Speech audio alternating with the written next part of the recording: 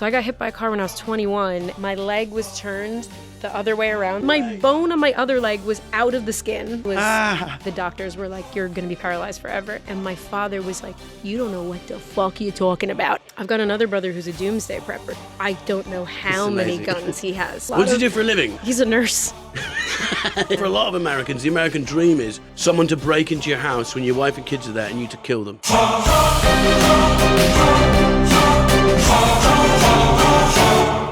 Okay, we're here with Janine Harouni. We don't usually start like that. Really? No, we usually start chatting, but we chatted already. Adam made it weird. Mother, wife, comedian. In that order, too. Yes. Janine Harouni, welcome to the show. Thanks for having me. Thanks for coming on. How's it all going? It's going. Can I ask you a question? Yeah. I've wanted to ask you for years. Is Red short for anything? No, that's my real name. So your parents just named you Red? Call me Red. I was named after a cowboy film with Clint Eastwood. I mean, it's perfect. Yeah. No, the character was like a drunk, and he's in it for like 5 minutes. Not even that. He gets beaten up. Clint Eastwood goes into a bar. He's looking for this guy, Red, who I probably a nonce. They don't get into what I've done. You don't need to know. But I think he's like stolen a cow or something. And, no, actually, that's not even it. He's playing cards, and Clint Eastwood beats me with like 3 aces, and I try and I love how you're him. putting yourself in the story fully as this character. Yeah. And he attacks me. I try and attack him, and he beats me up, and then he like beats me, all my mates up, and then he shoots me, and I die, and that's it. And they were like, this beautiful baby boy. They went, this is who he is. Wow. Could have called me Clint. No, there's a bit where he goes, let Red go, and that's the only time you know that a guy's name is Red. Someone says that. And I like try and get him from behind. It's like really cowardly the way I fight in it. I mean, it's a messed up reason to name you that, but your name suits you so well. Like, Thank do you. people tell you that? No. Red Richardson, from that, yeah. What about Janine? Where's that from? I was supposed to be named Natasha, which I think kind of would suit me. And then the day I was born, my dad just ran out screaming, Janine Marie. And then they just named me that. Out of the blue? Yeah, totally out of the blue. And my mom's name is Mary, and every woman in my mom's family's name is Mary because she's Irish. So Are they it's Catholics then, yeah? And Catholic, yeah. Yeah. So her mom was Mary, her grandma was Mary. She had aunts whose name were Mary, which would mean that both daughters were named Mary. So loads like George Foreman's kids, they're all called George. Yeah, exactly. Yeah. And then I was just Janine out of nowhere. And where are you from, New York? Staten Island. Staten Island. Yeah. I know of Staten Island because I used to play, obviously it's famous, Wu-Tang Clan, Staten Island. Oh, yeah. And then I used to play the Godfather game on PS2. And Staten Island was a territory I used to have to try and take over. What? There was a Godfather game? Yeah, it was pretty good. What did you have to do? You go and extort people. You grab them. You go into a bakery, and they'd say, "Be a good little baker. Give me what I want," and you'd throttle them until they gave you. And then you go, "Look, I want this amount of dollars a week." Do you know what's crazy? Is a girl that I went to high school with, her dad owned this bakery, but it was just the front for the mob, and he went to jail for mob activity. What? And that was her dad. Yeah. So were you around a lot of mob people? Loads of mob people. Really? Yeah. And what are they? What's it like? Because I've spoken to Italian Americans who say you wouldn't like the films as much if you knew these people because they're so fucking annoying. I don't know. No, I don't know. Well, first Not off, but there's a lot of fake guys who go, I'm like no, this. there's definitely that. Yeah. No, there's definitely like a sort of mob culture where they're not connected in any way, but they just kind of like act like it, but they're actually pussies, we have that here with, the Cray twins? No. So they're two brothers who used to run East London, and now everyone from that area goes, my dad used to work with the Crays. Yeah. So well, I'm there sure were definitely like a lot of girls who were and guys who were like, yeah, my family knows the Gaudis. Like the Gaudis were very big, and also we were all very attracted to one of the Gaudi sons because he was very good looking. The one who fought Mayweather. Did he? Yeah, one of them became a boxer or UFC fighter, and he fought Floyd Mayweather. Did he do okay? No. And it was cool. He tried to cheat. Can't use as a gun or what? Tried to use a shank? No, he tried to kick him at one point. Oh, you can't do that in UFC. No, you can't. Right. So it was a boxing match, and he was a UFC fighter. What was he called? John Gotti III. John Gotti III. Me and my brothers have a sort of obsession with Italian mob culture. I listen to mob pods to get to sleep because I find there's a weird comfort in it. I don't know why, because they go, and they get to a certain point, and then it ends. And it's kind of a beginning, middle, end. It's always the same. The end. Well, they get caught. Yeah. Which I don't really like. I always go, if you hadn't have done that. They all seem to fall for the same trap as the last guys every single time. What is it?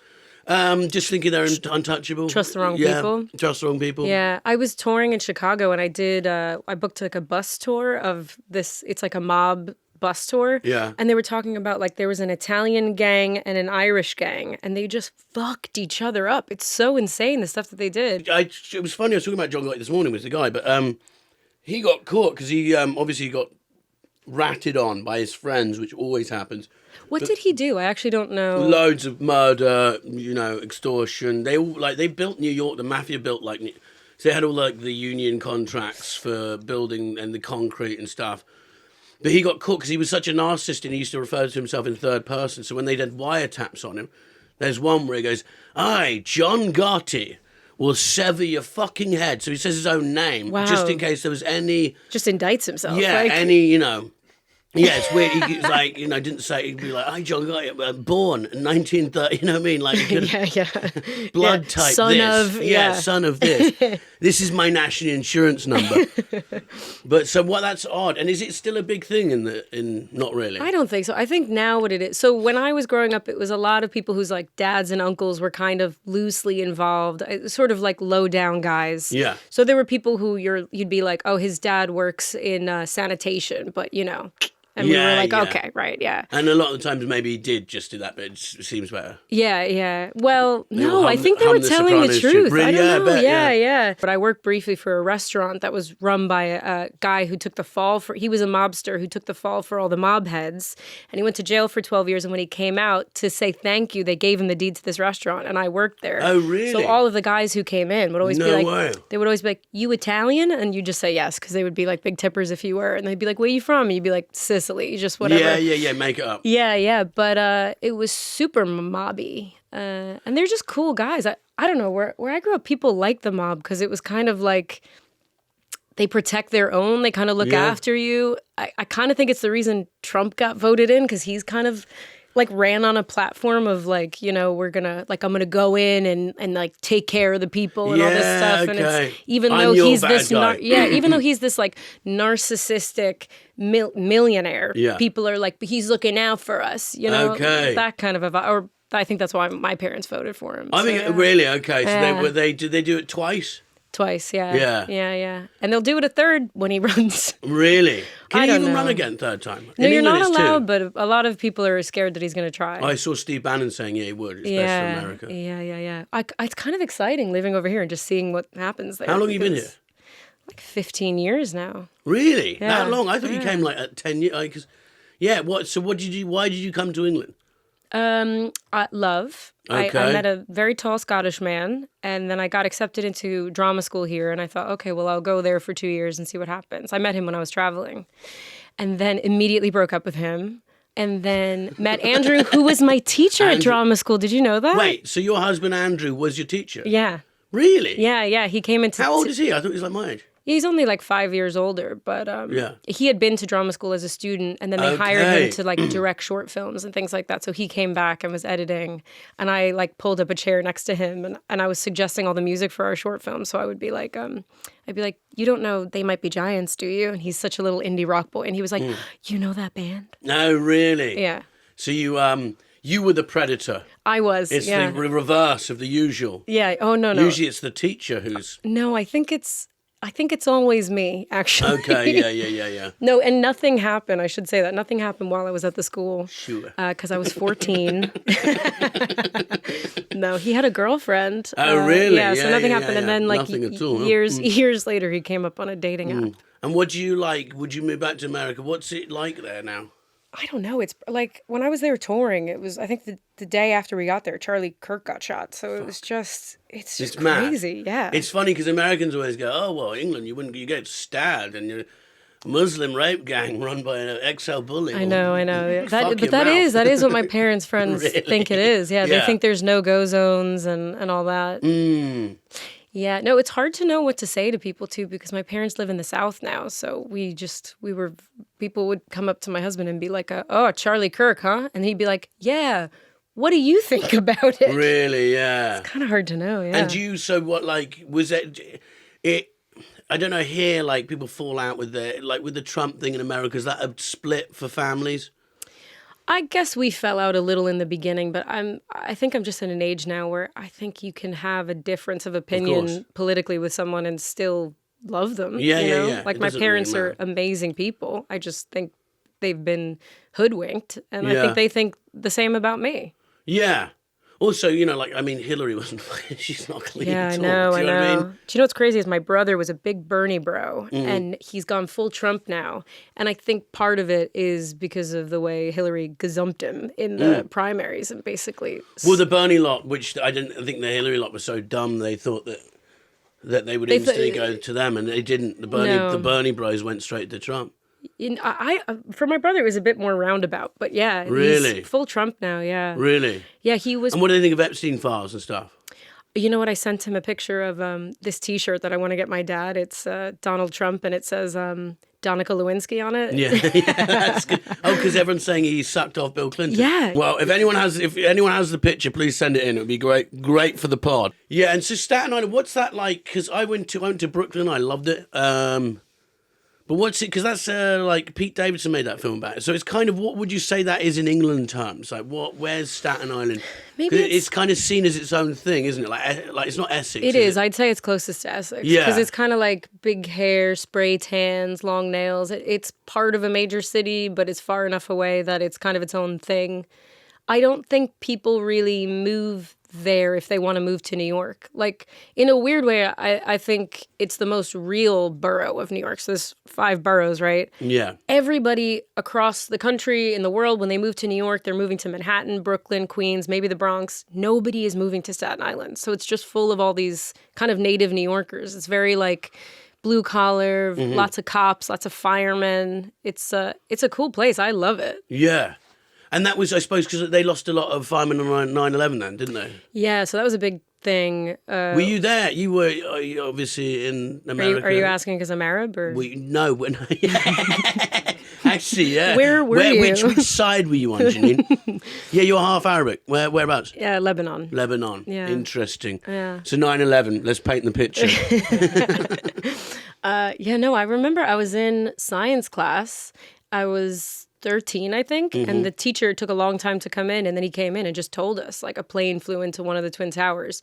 This was insane.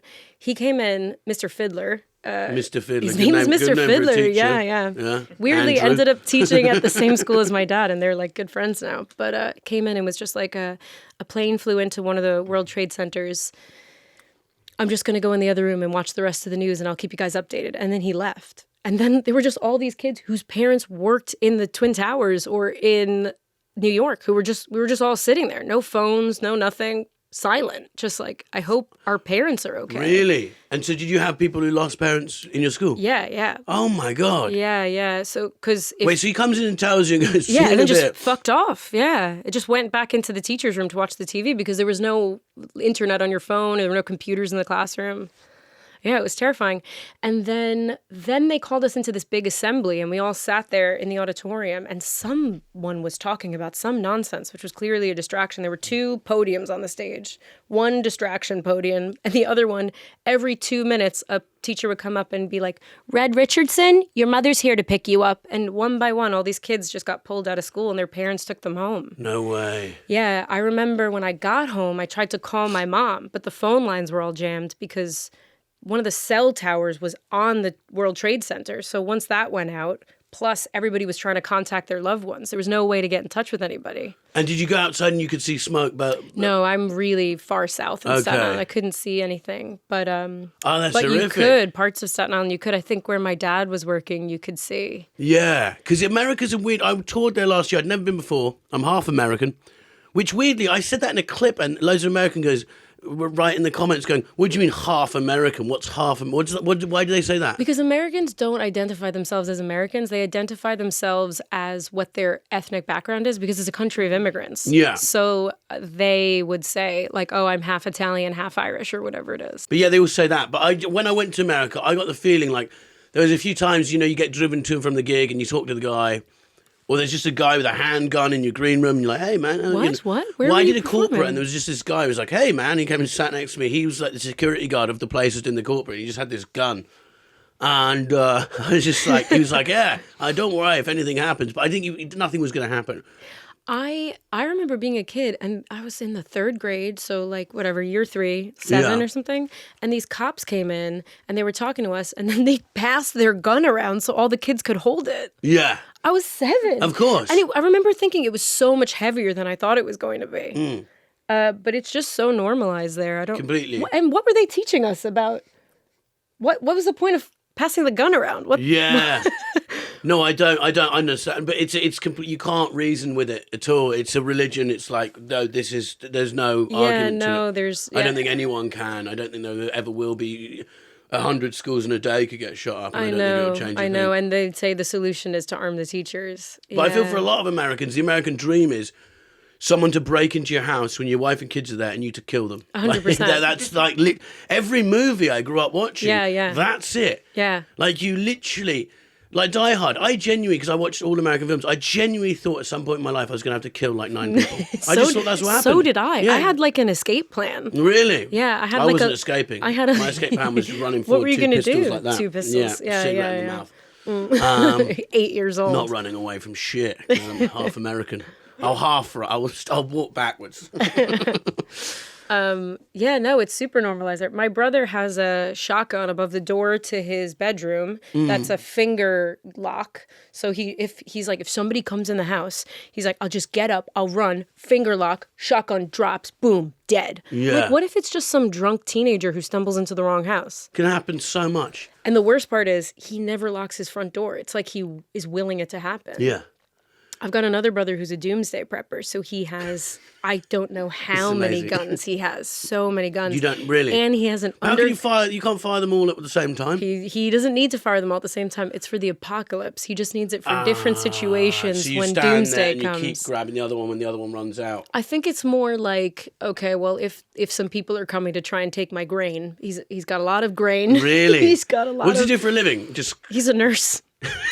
It's amazing. So he's like, oh, here's a plaster, and then goes home and just keeps. No, he'll send me videos. And... He goes okay.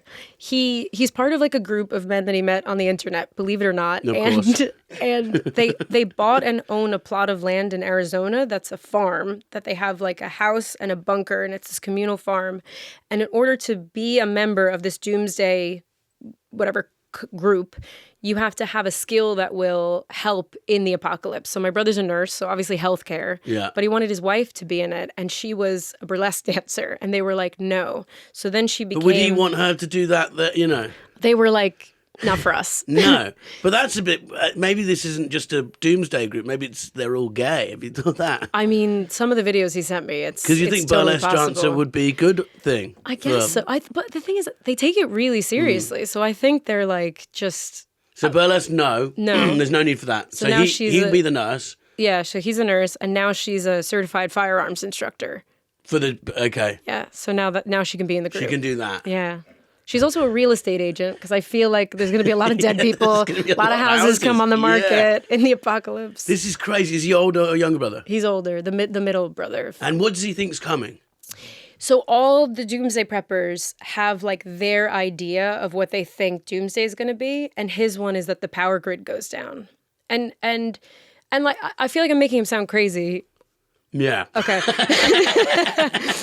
But like he's just like, do you know what? It's a fun hobby. I get to learn like cool skills. He sends me lots of cool videos of him very slowly tumbling in the desert and then shooting a target about 10 feet in front of his face. That's fun. Then like another tumble, It's like being in a 5-a-side football team. You sort of, you're part of a club. It's like the Boy Scouts. No, I quite like the sound of this. Yeah, it's like the Boy Scouts. Can I apply? Maybe you're half American. I give blowjobs. How would they go with that? What would your survival skill be, do you think? What would I give to the group? I don't know. I'd probably be bird. I'm trying to not burden is not a skill, is it? What would I offer? I don't know. I don't know if comedy would be. They wouldn't want that. If they don't want burlesque, they're not wanting comedy. No, definitely. I think burlesque would be first on the list in terms of entertainment. Bartender? Would they want a bar?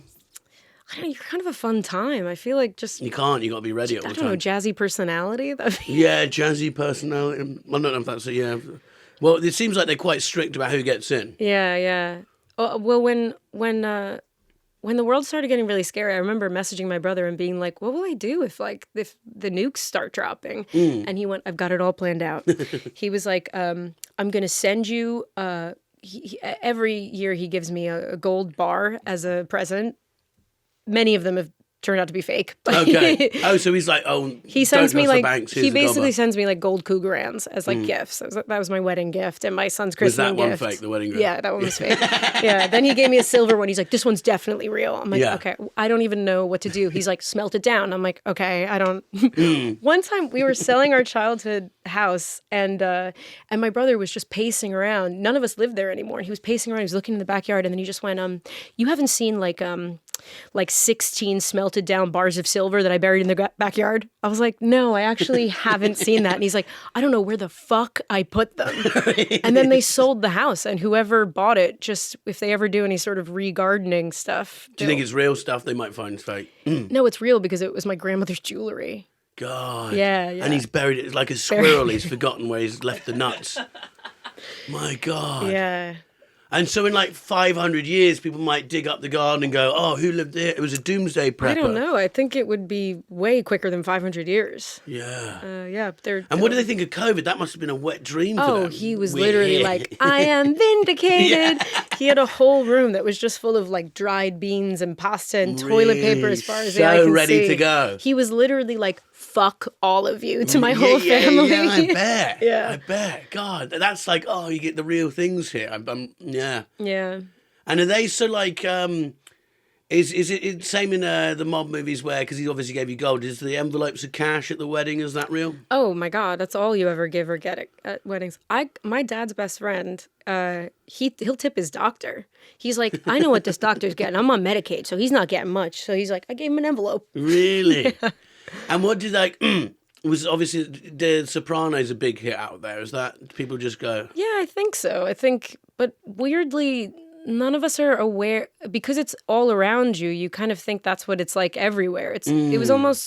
It was strange for me when my husband came and visited because he's from Dublin and he was just like, what is this place? Yeah. Everybody's like a side character in The Sopranos here. Yeah. And I hated it growing up and I was always like, I'm going to get out of here and make something of myself. And then I brought my husband back and he was like, we should move here. And I'm like, of course. Yeah, this is cool. No, to me this is like, the films I grew up watching. Yeah, yeah. That's what's great about America though, is everywhere you go is from a film I've seen. Yeah, exactly. Like I went through New Jersey on the train into New York, and I can't remember from Baltimore or Philadelphia, I can't remember. But it was like going past the bit and you go, God, that's where The Sopranos is filmed. And then you go to Texas and it's all like that. LA's the same. Yeah. And then, so you didn't start stand-up in America, you started over here? No, I started here, which is weird. Because you were soon to it. I remember when I first met you, or remember meeting you, was we did a gig in Lincoln, I think it was. Oh my God, it was the worst gig of my life. But it was a hotel. It was an unplayable gig. Everyone bombed. I think it was a fundraiser for children in need or something. Well, yeah, the hotel, if you remember. That's right. Oh, that's right. The hotel was, so it was very nice. The hotel is a charity, but no one told us this. So it's run by people with special needs. So it's kind of this environment where, but we didn't get told. But if you don't know that. If you don't know, you go in and go. You come off like such an asshole. You really do. Like I got to the front door and this man came out and went, hello, sir. And I went, oh God, he's an interesting fella. And then you go in and then there's a guy behind the desk who's like, good afternoon. And you're like, oh, hi, man. And then this guy sort of took me in and they were just like, I went into our room and he just knocked on the door. He'd literally just taken me into my room. I was like, thank you so much. And I opened the door and he said, any problems? I was like, no, they were the nicest guys ever. I don't know what the thing was. Criteria.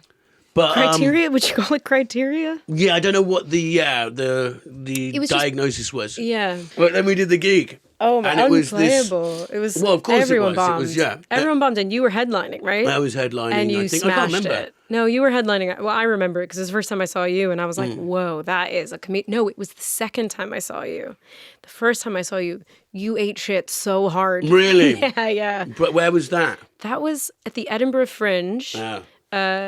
Ishan opened for you. Oh, yeah. Ishan Akbar. Yeah, he ate shit. Yeah. Then you came on. They hated you. It was like they'd never heard of you and didn't know. Yeah, probably hadn't have. I've never enjoyed Edinburgh, but then you went up. I remember the year I skied. Wait, but let me finish. But then you did this gig that was completely unplayable, and you were amazing. Yeah. Like, unbelievable. And I remember talking to you, and I think your wife was there too, Yeah, right? she came up. Yeah, and we were having like dinner afterwards, and I was just like, how do you do comedy? And we had like this big chat about it, and a lot of the stuff you said really helped me, I think. I said, do gigs where it's run by people with special needs, and then that's where I really kill. Do you think they thought that you had special needs Probably. when you came on? And they went, I'm one of them.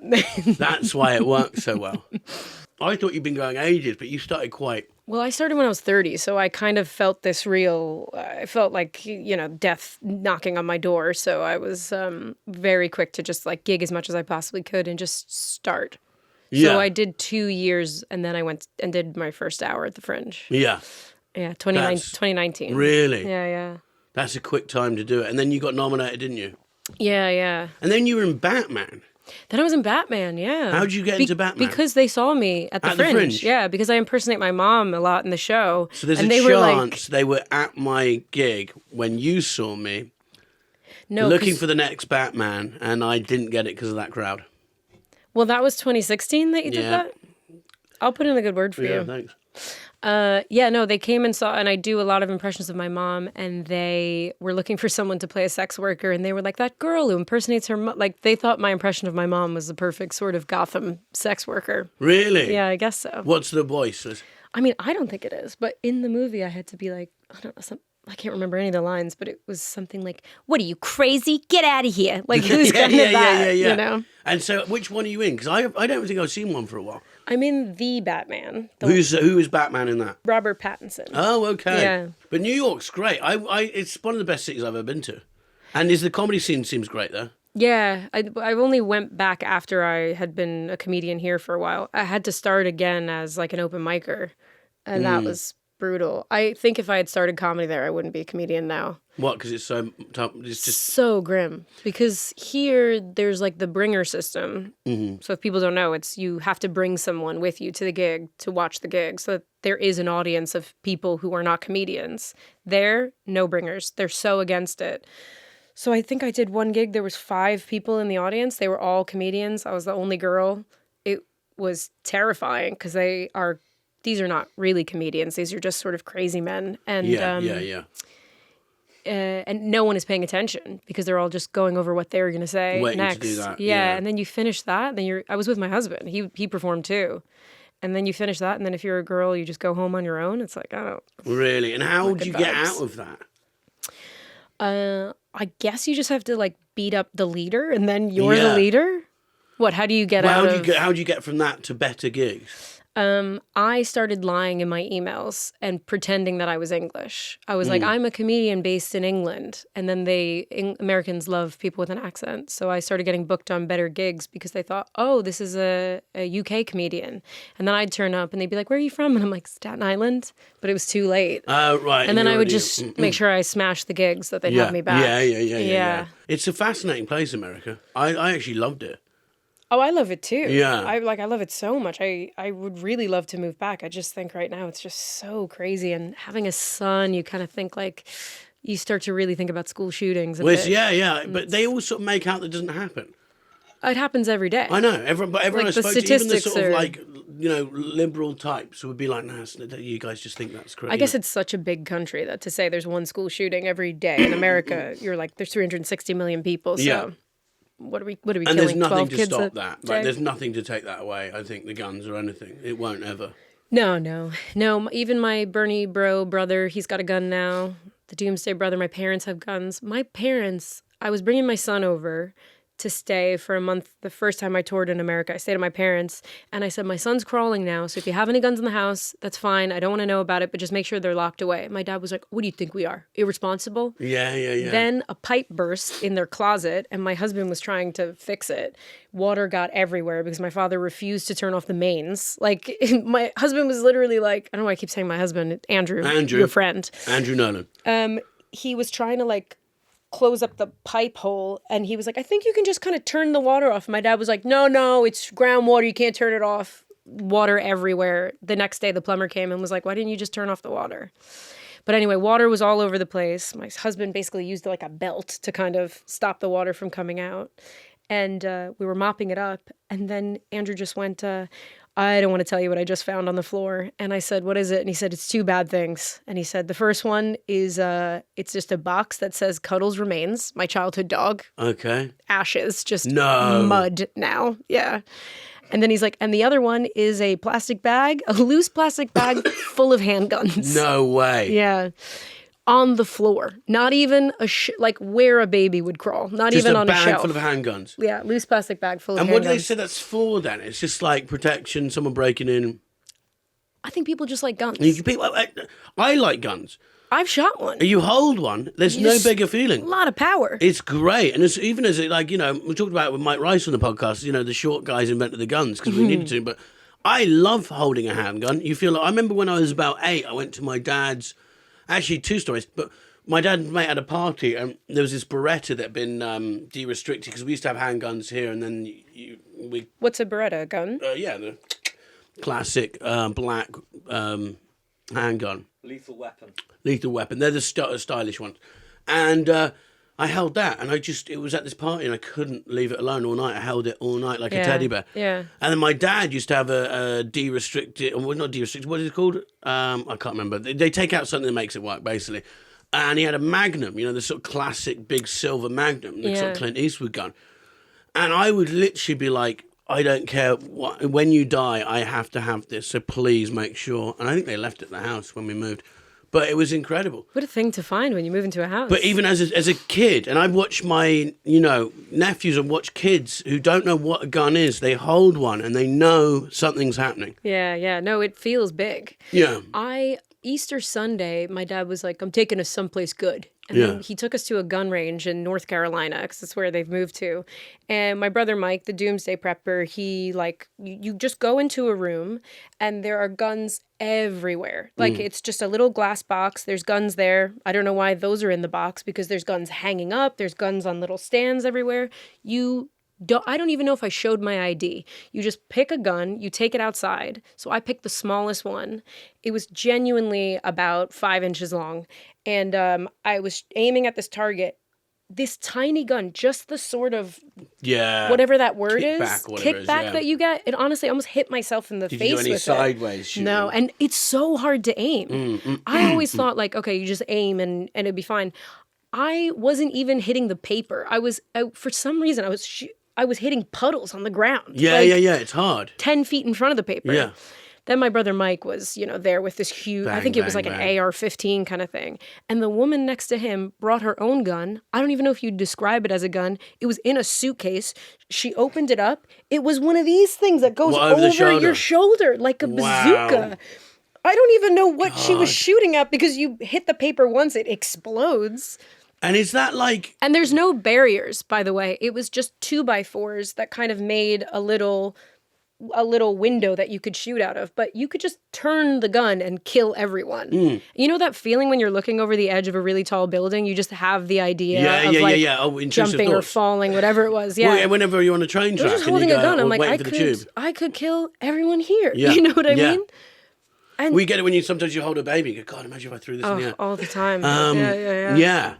I did a gun range in Arizona, and what they set up like a projection of a computer game, like kind of thing. So you're shooting zombies, but with real guns. So you've got a machine gun, and then the paper is self-healing now. So it's like a gel kind of paper. So you shoot through it, and then it seals back up. And were you getting some shots in? Yeah. Oh, I couldn't believe how easy it was. I was like, no wonder I've never shot a machine gun, but with a machine gun you can just... So what was it, a handgun? No, it was the same gun that Carl from Die Hard uses. Okay. The blonde-haired one. Yeah. Because that's the thing. Guns are cool and cigarettes are cool. Yeah, they are. They are cool. Both are very cool. And does it make it... What are fights like in America? Because... You have a fist fight here and it's not like I'm going to go get my gun. Or even just, there's so many mentally ill people that you go, thank God you don't have a gun here. I know, yeah. It's not that we're less mad than you guys. It's just we don't have that culture. Is it in the air?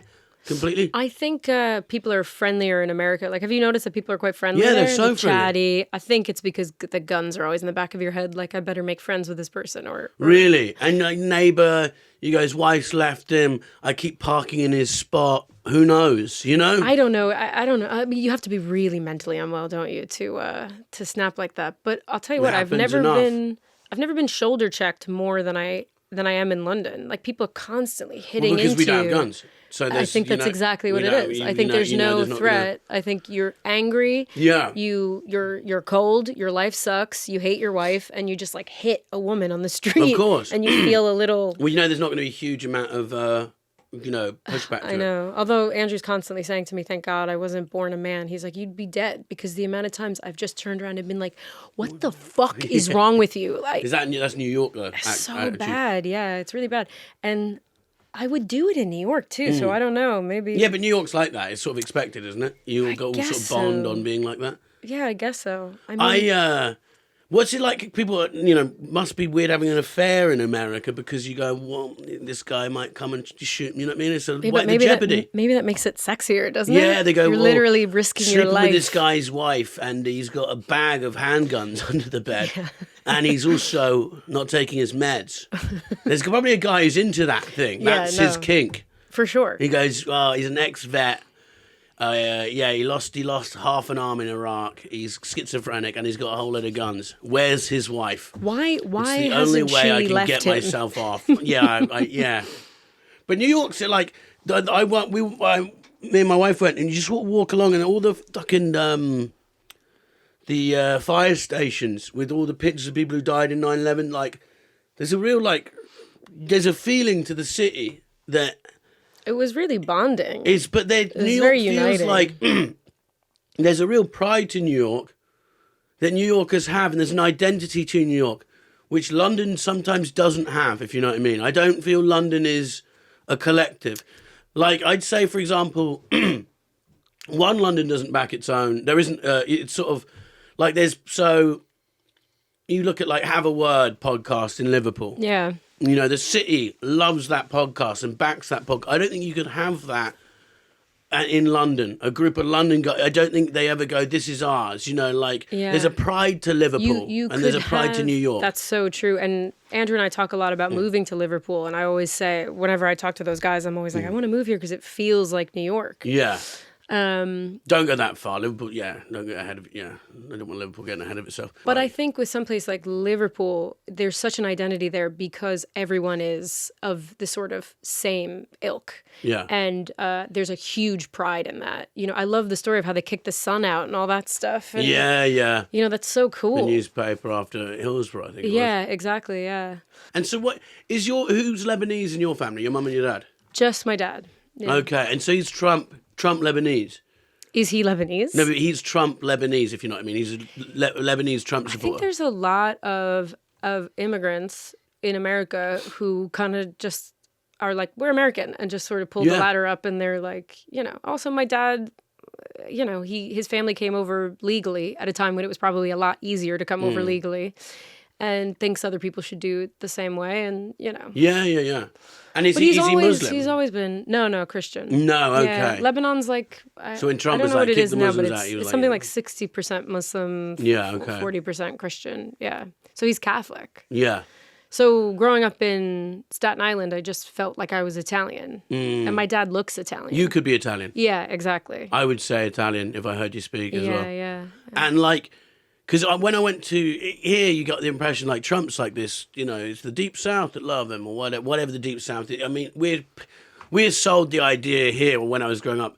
Deep South was like, you go there, you take the wrong turn, you're getting bummed by like 8 white guys who are like, where are you going, boy? You know what I mean? That's what I thought would happen. No, if anything, there's no bumming happening There's in no the South bumming at unless all. it's happening very privately. Okay, yeah. But that's what we think. That's what he's like, look at it, you know, and... Well, Staten Island is a sort of strange thing. It's changing a bit now, but when I was growing up, especially I live in the south part of Staten Island, the most southern town in New York City. It is extremely Republican because it's very blue collar. And I think cops and firemen really lean very Republican. Yeah. Which is interesting because their jobs are socialized. Yeah. Do you know what I mean? Like Yeah. taxpayers pay for their jobs.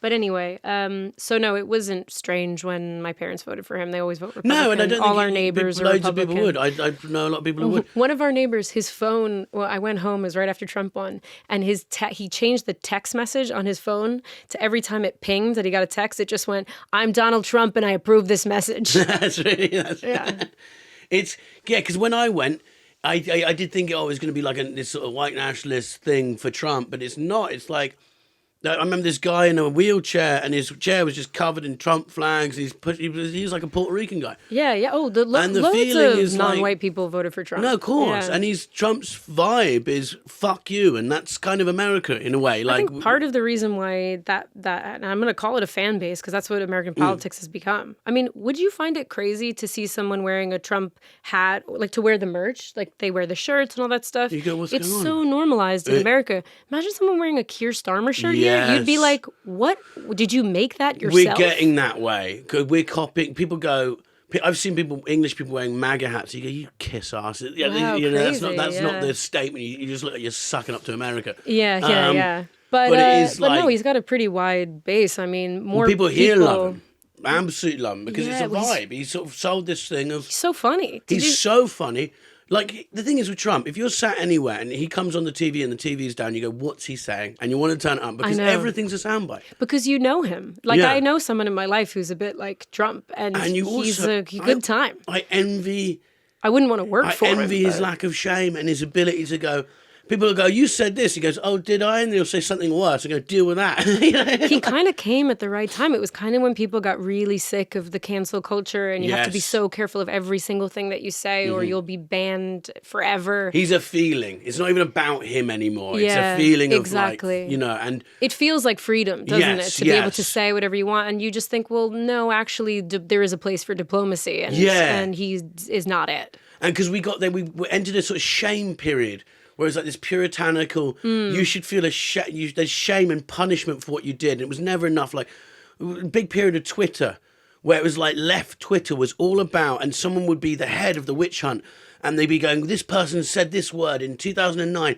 And then they find out that the person leading that witch hunt said this thing in 2011. And then you get to shame them. And it was like this weird religious cult. And ruin their lives. Ruin your life. And then you have to repent.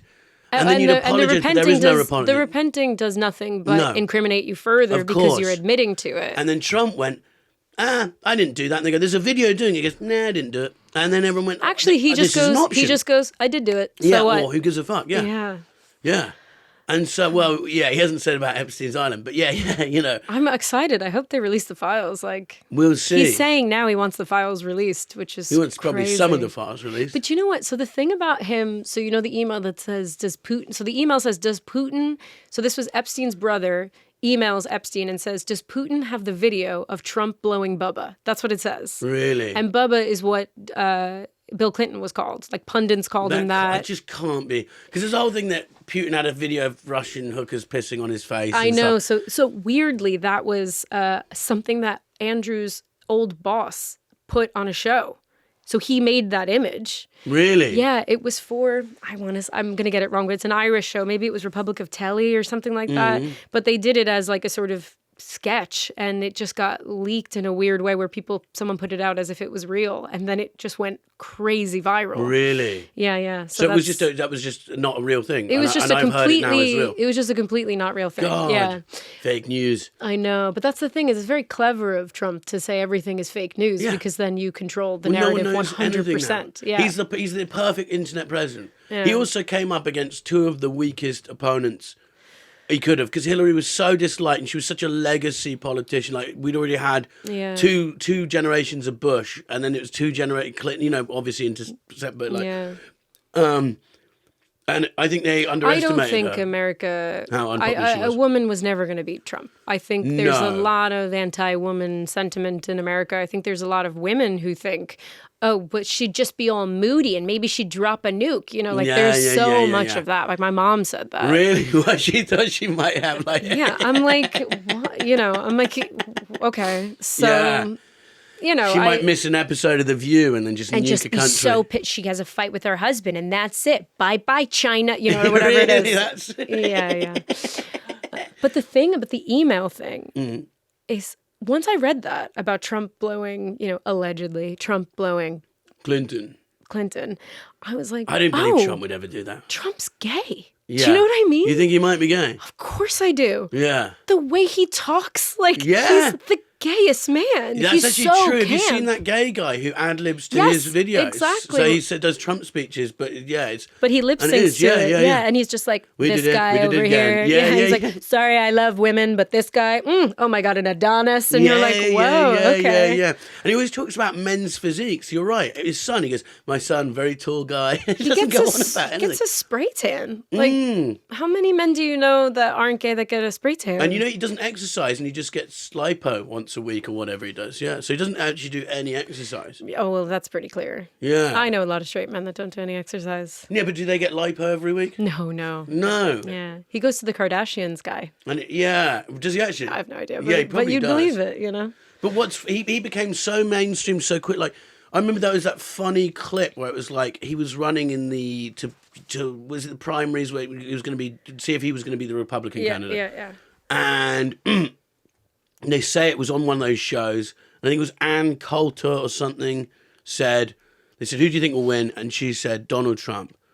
Just to be Republican and representative. And everyone cracked up laughing because it was such a long shot. He was not in politics in any way. He was the host of a reality TV show, The Apprentice, the same one that, what's his name, Alan Sugar does over here. Yeah, he does it here. No, it was a joke. I don't think he thought he would win. I think he thought he would do it and it would be good publicity for whatever other venture he was going to go into. Yeah. He looked genuinely terrified. If you look at the video of when he finds out that he wins and he does his sort of acceptance speech, his eyes, there's no light in his eyes. He just looks like, what? I made a huge mistake. It's a dare that went too far. Exactly, yeah. And the second time around, I think he was ready for it. And he hasn't done anything really, has he, for the people he says he was going to? He has made, I saw a statistic the other day, he has made more money in his last term as president than all of the other presidents in American history combined. But that stat his fans would love that. Oh, yeah. They'd think, there's this weird thing. I even noticed it over here because Tories were just getting voted in all the time since it's the first time Labour's been in power since I've moved here. And I think there's this weird thing where people think if someone's rich, they'll make me rich. It's like, when has that ever been true? Yeah, okay. Like they sort of game the system and they can do it for me. Of course, but the reason someone is rich is because they probably pay their workers shitty prices, or like Trump allegedly doesn't pay, the people who work on his construction of his buildings and stuff. I don't know. And then he's up against Joe Biden. That was easy. I mean, he was funny with that. When you see the little train video where Joe Biden's like running this slow train. It was shocked they even won in 2020, Joe Biden, to be honest. Yeah, I think Joe Biden didn't win so much as Trump lost. I think that's what happened. And then it sort of he hang on too long this time, and then Kamala comes in. It's like unwinnable. But you know what? She destroyed him in the first. I thought she's got him. Oh, me too. But then he just said, "Well, then I'm not doing the debates." So her first debate with him, she wiped the floor with him because she's so quick thinking and she's a really good speaker.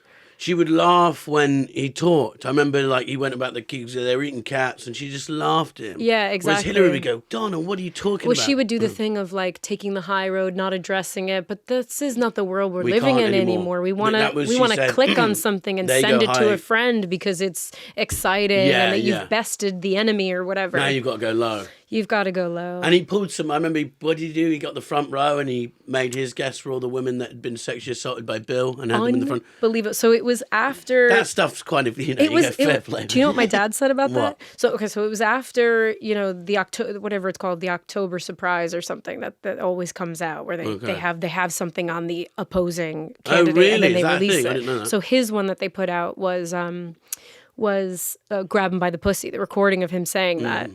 And so that had just come out. And then he invited all of the women who accused Bill Clinton to come and watch the debate between him and Hillary. And my father texted my family WhatsApp group and just went, "Never bring a knife to a gunfight." He loved it. He loved it so much. And I was just thinking, Dad, if I told you that my boss sexually assaulted me by not asking, just grabbing my pussy, my father would bury that man. But for some reason, there's this cognitive dissonance where, he can do it. It's so weird. I've grown up here under a Tory government, a Labour government, and nothing ever seems to be that different. I said it to my mom. When Biden won, my mom was so distraught. And she was just like, we're going to be living on the breadline. You'll see in 2 years from now, we're going to have to be begging in the streets for food. And I just said, what is so bad about your life? Like, really, truly, you're children of immigrants who came to this country with literally nothing. And now you are multiple homeowners. You know what I mean? Because my dad's mom bought a brownstone in Brooklyn for like 50 grand in cash that she got from a loan from an Arab guy that she knew, and then paid that back, ended up selling it for an insane price because it's a really desirable part of Brooklyn. Yeah. You know, and that money becomes generational wealth that gets passed down. I was kind of like, what is so bad about your life that you're so upset and worried about? And she was just like, I don't know. I said, your kids have all gone, you didn't go to college, you didn't complete college, you just did enough to get your nursing degree, and now your kids are all college graduates, they're all successful in the world, you have no debt. Like, what is it that you're so upset about? And then Biden became president, and I remember 2 years in, I just messaged her and said, have you been down to the breadline yet? You know? Yeah. I just think it's, I don't know. Yeah. And is it true, the healthcare? So people literally just die if they can't afford? That's a total mess. And is it the wallet autopsy? I get this from The Sopranos. But there's a bit where they check their wallet to see which hospital you're going to. Oh, I don't, what do you mean? Oh, to see. It's called a wallet autopsy. This is in The Sopranos. To see what your insurance card is? Yeah. And so they check it. So if you've been in a car accident, they'll check your wallet. Also, they'll go in your wallet and check your card. And if you've got a bad one, you get taken like 2 hours to the that shit way. one. Well, I mean, that is true. Like, your coverage only covers you for certain places. And if you have shitty coverage, you have to go to a shitty doctor. Even if you're bleeding out from your neck. I think maybe with something like emergencies, they take you to the nearest hospital, but then you might not be covered, right? So you have to, and you you'll have an 200 grand in extortionate. debt. Yeah. So I was hit by a car. Yeah. So I got hit by a car when I was 21, and like jaws of life had to cut me out of the car. I was Really? in a car that got hit by a car. Okay, so you're driving somewhere and you just got... I was pulled over into the shoulder of the highway with a flat tire, and I'm in the back seat. And my friend was on the phone with her boyfriend trying to describe where we were so he could come and help us change the tire. And I was just like, someone will just pull over. They'll see that there's just I was 21. I was like, they'll see that there's 3 girls in the car and they'll pull over and help us. And Not always the right person you want. I know. As soon as I said that, we were rear-ended at 70 miles an hour. Fuck, so we'd veered off onto the... Yeah, a woman. Oh, come on. surprise. Probably Hillary Clinton, am I right? Or Kamala, one of the two. She worked in a hospital and did one of those really crazy overnight shifts and like fell asleep at the wheel. Rear-ended us 70 miles an hour. Only the girl sitting next to me, nothing happened to her. Only my side of the car got hit. I was crushed inside the car. Everybody jumped out of the car because the girl who was driving our car was outside looking at her tire, and she was hit by the force of her car being hit, and then she flew down the highway like 30 feet. So everyone thought she was dead. And she was fine, like miraculously landed in grass. I think she broke her leg or her foot. I think it was just her foot, but she was in shock because she watched herself get hit by a car. So she was kind of curled up in the fetal position, and I didn't know why I couldn't get out of the car. And then eventually the firemen came. They cut me out with the jaws of life. It was exactly like a movie. They were just like, all right, we're going to count to 3. On the count of 3, we're going to start cutting. And I was like, don't cut my legs off. And they were like, no one ever does that. That's not a thing that we do. We're cutting the car off of your legs. Okay. They pulled me out. As soon as they did that, I felt like the most pain I've ever felt. My leg was turned the other way around, so my knee was down. Did you see it? Saw it. They put me on a stretcher, neck brace, into the ambulance. I had called my mom when I was in the car by myself and just said, like, I'm in a car. I think I'm dying. You have to come here now. So my mom, it's like 2 a.m. My mom just jumped in the car with my dad. She arrived. She's a nurse. So she basically like dodged the cops because they were like, nobody can go there. And she's like, that's my fucking daughter. And like ran away from the police. Got into the ambulance with me, and the first thing she said was, could this have been avoided? Was somebody drinking and driving? Really? I'm like, I am bleeding out. Like, No way. my bone on my other leg was out of the skin. My other leg was turned around the wrong way. My wrist was bleeding, like, profusely.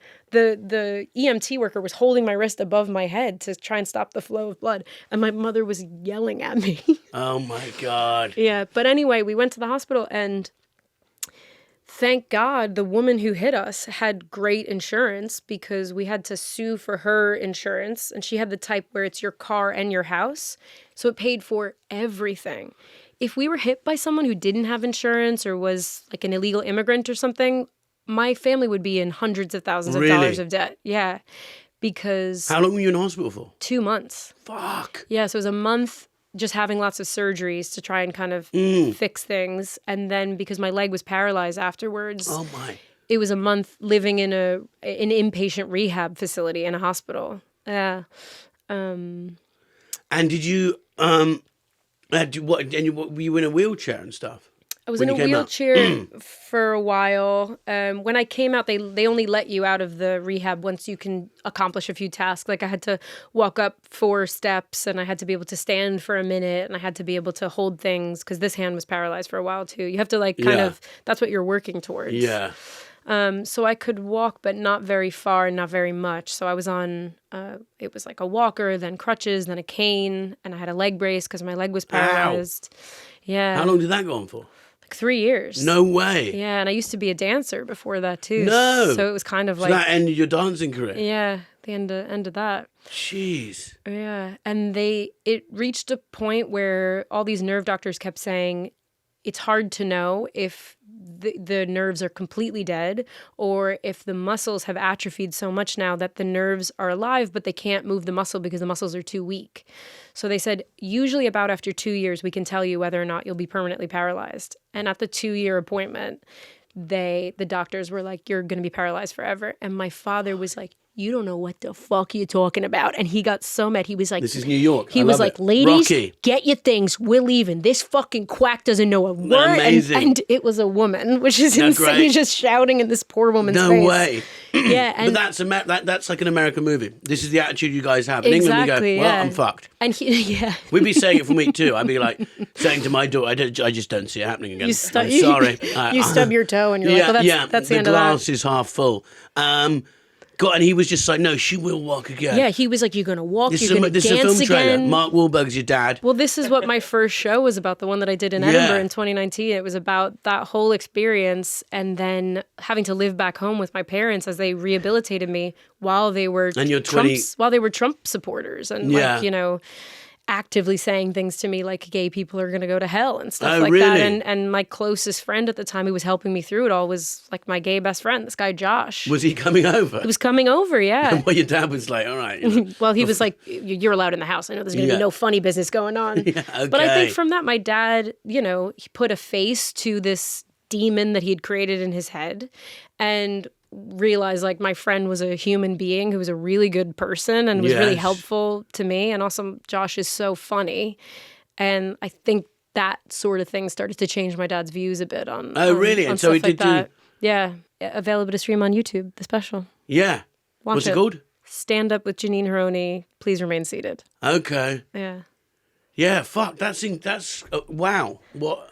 Yeah. And then you did try writing another Edinburgh hour after that. I spunked that one. Every tragedy that had ever happened in my life. Yeah. Yeah. Thank God my friend Adam died while we were making the second show because I was like, what you made about that? Get that in there. Yeah. Yeah. Wow. Yeah. Can I ask a question to you guys as comedians? Why do Edinburgh shows or Edinburgh award givers love a tragedy that a show is hung on? I have a theory on it. Yeah. So my theory is, and I also think it's changing now. I do think that we've kind of reached the end of that and people are they know what it is and they're a bit sick of it. But I think it's because if you are watching, these judges must watch genuinely like hundreds of shows, that if you can't hang your memory on a narrative in some sort of a way, so it doesn't necessarily have to be tragedy, but there needs to be something besides the American style of jokes that link together sort of in a sort of loose way. I think it's very hard to remember the shows. And more than that, I think English people or British people in general, there's such a like storytelling culture here that I think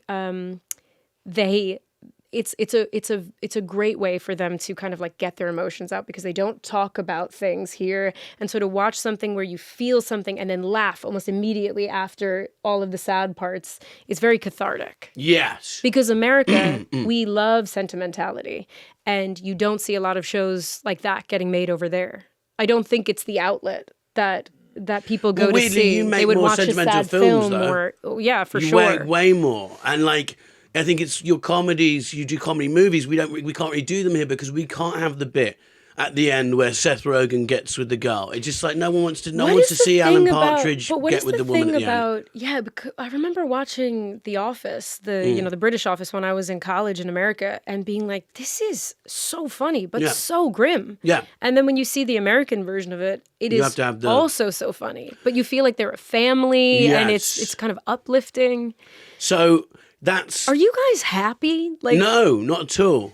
And your opinion on Edinburgh is probably the right one. But also, you've done well there. I'm going to give you my theory from a bitter perspective. I am the unwashed QAnon of Edinburgh. Put it that way. Okay. This is the Rust Belt view of Edinburgh. How many Edinburgh hours have you Two done? that were both criminally ignored. And I think what part of me, I think that it's impossible for people to write an hour of jokes every year. And Edinburgh is such a machine and it's such a money spinning business that secretly the lizards in charge, the Hillary Clintons of Edinburgh, got together and said, how do we keep these people coming up to Edinburgh? And so then everyone, year by year, you can do another show. Because this show's about this. So it doesn't have to be an hour of jokes. You can have a 30-minute lull in there that isn't punished. It's actually rewarded. And so just your average shoot-from-the-hip guys like myself, honest, hard-working people, are shat on by the elites. And that's why I voted for Trump. The thing is, with social media, I feel like it's become the great equalizer because, Of course. I mean, just look at you. You've completely blown up because you're just genuinely really funny. And what a great platform to be able to just completely cut out the middlemen and just go direct to consumer and say, like, here's the stuff that I think is funny, and people agree and send it to their friends and whatever. That's not the case with this We've sort cut of... out the elites. Yeah. Well, even our friend Adam, he was a producer. Yeah. Did he hire me once? Did he fuck? And now look at him, cap in hand.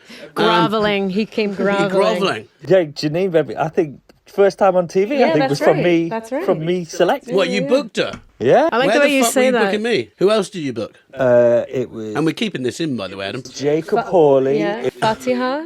Fatia, What show is this? Russell Howard Hour. So it's for like the spotlight slot on that. Wow. Jordan. Aaron Simmons, Jordan Brooks, Andrew Bird. Okay. When was this?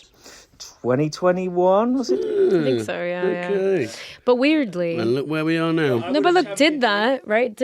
It went on TV. Nothing happened. A year or two later, my husband was like, why don't you clip it up and put it on Instagram? And from that 5-minute set, I think I got 100,000 followers. Really? Yeah. And Amazing. so if you can just film your sets and put them up online, that's all you need. Nobody Yeah, cares that it was, no offense, Adam, on TV. But that was why I moving more into digital content, from a producer perspective, I started to watch the power of the nice thing about having a production is that clip looks great. So you get a nice looking clip, but you've got to go direct to consumer with it. Yeah. And so I was like, well, at some point they're going to cut out the middleman being You. me. See, but you're someone who actually loves comedy and knows about it. Whereas I've met a lot of people who they don't care. Do you know what I mean? They're just like, they got hired and they're just doing their jobs. It's a job. Yeah. You find that when you have loads of Yeah. meetings, you just got to fill your diary. Whereas actually I go and go, oh, I got a sitcom. Yeah, Of course you yeah, don't. exactly. You're just there 9 to 10 o'clock. Yeah, and sometimes do you ever wonder, like, why am I even having this meeting with someone? It's always pointless. Is it just to fill up their day? Yeah, that's what you're doing. Because at the end of the week, the boss goes, what have you done this week? And you go, well, I met Rivers. Why'd you do that? Yeah. Why'd you make him come all the way to Kent to talk about a 5-minute black for Channel 4? I'm just doing Zoom meetings now. I'm not doing anything in person. I'm like, no. Way better. I just don't bother. All right, Janine, we're on to the questions. So, Janine, apart from getting up and putting your MAGA hat on and screaming at immigrants, what is your morning routine? I have... First off, how did you know? Yeah.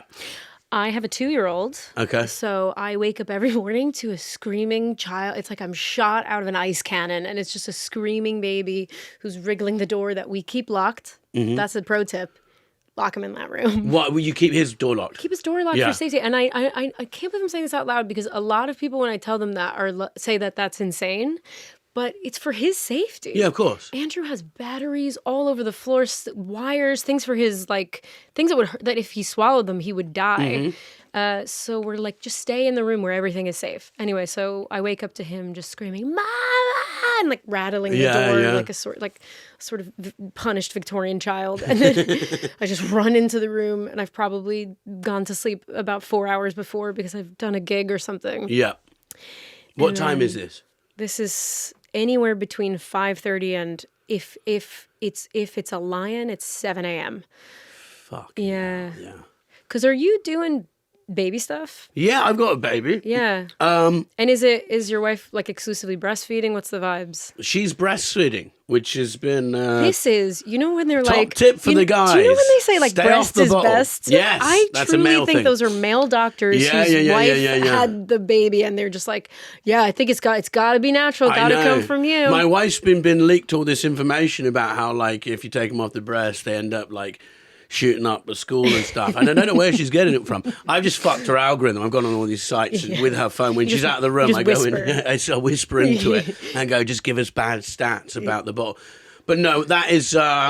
That's my morning, yeah. And then we go downstairs, and I do love him. He's my best friend, like every day. I feel like I'm in an abusive relationship because I'm obsessed with him, and he treats me like shit. Yes. And then like I tell my parents about it, and they're just like, he loves you, you know, stay with him. And you'll give him something, he picks up, throws it on the floor, scratches throws it at your my eyeball, face. hits you in the face. Today we were watching The Lion King. He's obsessed with The Lion King now, good film. and he really hates the hyenas and Scar, who he calls Bad Lion. Bad lion. And he was just picking, and he's huge, my son. I don't know if you've ever seen him. He's a little bit taller than you, and he was just picking up his toys and just fucking them at the TV, and he was going, "Bad Lion!" He's a monster. Nice. When we go outside, he looks like he's my mommy. Like he's huge kid. Andrew was saying he was like worried about him fighting the kids in the school because he's so tough. Yeah, because he's been hitting Andrew. He's so clearly the bully. Yes, and we don't know what to do because we're both Andrew little. told me that someone like did something, and Andrew, their teachers were like really sorry, and he was like, I hate to say, I'm almost certain he started it. Yeah, he was like, Freddie bit me, and then we were like, what did you do to Freddie? Yeah. Yeah, that's my morning. That's what I do. Okay, great. What's your worst habit? I don't know. You know what I've started doing, and this is a good habit. I just want to say it. I've started taking just a little bit of magic mushroom chocolate. That's best. That's the best. Just a little microdose. The new thing everyone's doing. Yeah, it's so good. I did some in a hot tub with my mate in the Scottish Highlands. So romantic. Well, I started going, is this gay? You know what I love? I love how much men worry about being gay. It's crazy. You're not gay. And at one point I went, I'm not gay. A little and gay. he's like, yeah, no one's saying you are. And I was like, yeah, I'm not. My brother took a lot of magic mushrooms once and told all his friends that he was like came out to all his friends, and he's not gay. Like no, he's just like maybe I am. I think there's a point in magic mushrooms where you take so many that you just are gay because I guess you're just in love with everything. You're in love with everything. I think as men as well, we've accused each other, straight men, hetero men, accused each other of being gay for so long. Yeah, you're that paranoid. now we don't even know what it means anymore. Because like when I was at school, if you were holding hands with a girl and she was your girlfriend, you were gay. So I don't even know anymore. Yeah. Who am I? And it's just one of those weird things that we all do. But then we all used to teabag each other. You know, when someone's asleep, you put your nuts on their face. And that's straight. That is what straight guys do when they hang out. That's so straight. So that was the weird. And then the guys would go, I just watched, me and my girlfriend watched The Notebook, and she, we had sex after, and we go, ooh, someone's a little gay. Because we stayed in and we watched Born Identity, and then someone passed out after too many bongs, and we teabagged him because we are straight. And what teabagging is, just the nuts on the forehead? You put the nuts on the forehead. Nice. Probably sexual assault now. So many stories from my husband's past are just about him or his friends getting their nuts out. Yeah. Is it like a sort of great power, great responsibility situation? I don't know. It's just a prank. I've never. But I mean, like, why? What's the temptation there to always take them out? I don't know. I don't. I've never taken just like a tit out or anything. Yeah, I don't know why we do it.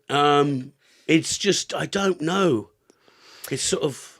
They're very funny. Yeah, it's a funny thing to do. I just think, I don't know what it is. I think you get a bunch of... Because it's not... even though it's like a sex organ, it's not a sexy part of the body. So it's just funny. Yeah, it's just stupid. No woman is ever like, and the balls on him. You know what I mean? Yeah. Whereas every other part of the body, I think you could describe, even butts, people are like, oh, I what a also nice think ass. women, like, I remember when I was 15, all the girls in my year would get into clubs. You know, so they would go, and they were going out with fucking 28-year-olds, you know what I mean? And they were going to nightclubs. Yeah. Whereas we couldn't get into clubs, we couldn't get into pubs. So we just had to fucking put nuts in each other's face. Have you done like penis puppetry? No, never done that. I used to hang out. All my friends growing up were guys, and we used to like, we kind of acted like rappers, but we were just like white kids in the suburbs. Yeah. But we would smoke blunts, so we'd be a circle of like 6 people. Nice. And we would start one blunt on one side, one on the other, and then we would like cross paths with the blunts. I was getting so high and having to pretend that I wasn't high. It was ridiculous. But we would all get really high at my friend's like basement apartment of his mom's house, and then they would just do penis puppetry. And it was the funniest thing I've ever seen. And none of it was like sexual in any way. Like one was called Sailboat. Sailboat. How do you? I think it's stretching the balls like it's you put the shaft up and then you stretch the balls like they're the sail on a boat. Oh, okay. And the shaft is the mast. Yeah. Yeah. To come to think of it, So if you're stoned, that's probably really funny. It's really funny now. Yeah, I'm sure. Okay, You've that's never an Edinburgh show. You've never done hot dog? No. Hamburger? No, never done any of this. We got what's your red talk today, Janine? Okay, here's what I would talk about. Gentle parenting is a lie and a hoax. Okay. And it raises psychopaths. Yeah. My brother was doing lots and lots of very serious gentle parenting with my nieces. And at one point, after one Christmas, I just said, do you think it's possible that Avery will grow up to be a serial killer? And he just said, it's not outside the realm of possibility. Yeah, okay, yeah. I think we should do away with it. So have you come across gentle parenting What stuff is that? yet? Like, let them express themselves. I think I came across it a lot in the town I went to secondary school in, because there was a lot of sort of alternative parents. Oh, this is Devon? Yes. Yeah, I can see that. Skunked out of their mind, let him express himself, it's fine, go off and do your own thing.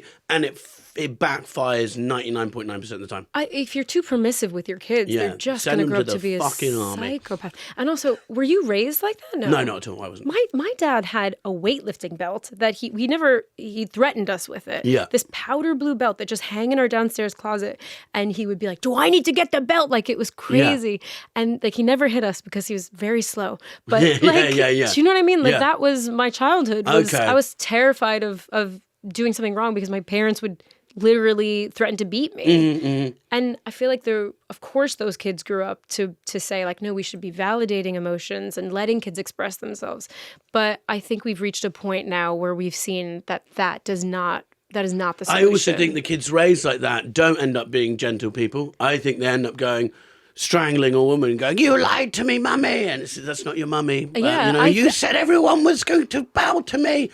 I thought everyone. And then it's like, oh no, this is a serial killer now. Exactly. I think so. Because you just grow up with no consequences for your actions. So when do you, that's in nature. You need to learn that actions have consequences. Yes. There has to be a balance in between.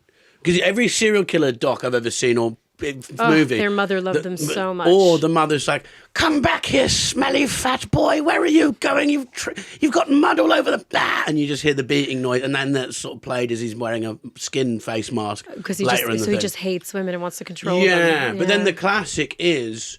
about dictators. I read a study and it said, I didn't read a study, I listened to a fucking podcast, which probably wasn't, it's not even done by a historian, but he said in the thing. Is it Joe Rogan? Yeah, it was Joe.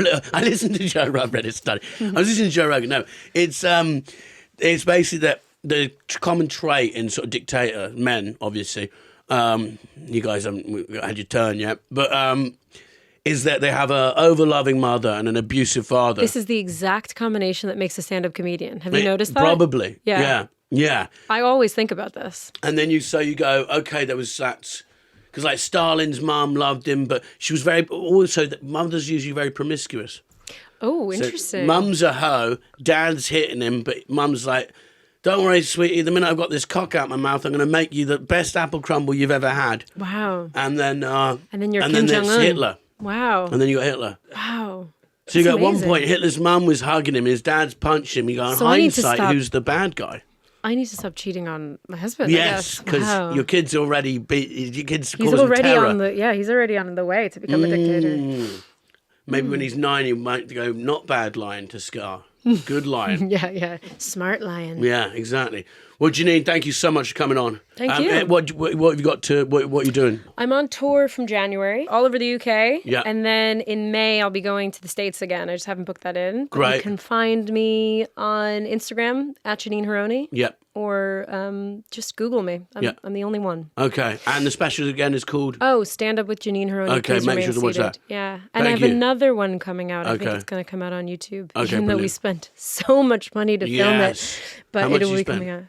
So much. I'll I tell you spent after. 10 and it was ridiculous. That's You spent more. a cute amount of money. Okay, good. Okay, Yeah. thank God. I feel ripped off. Anyway, thank And you it so was- much. And it was my husband who did it. Really? Yeah. He So we're not trained me staying- dry, the That's bastard. insane. Yeah. Oh, God. Anyway, thank you. Thank you.